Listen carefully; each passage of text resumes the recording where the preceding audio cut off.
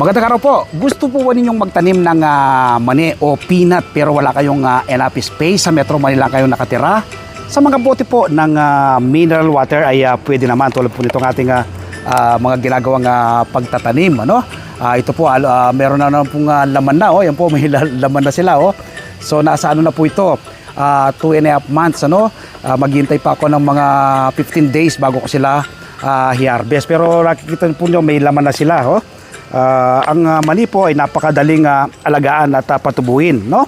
Paano po ito itinatanim? Through seeds. Kapag po kayo pumunta sa palengke, ito pong seeds na ganito, no? Kaya po yung nasa shelf niya, kumulang po kayong 3 piraso sa isang bote, ibaon po ninyo, tutubo na po yan. Good for the heart po yung mani dahil sa pagkakaroon ng omega-3.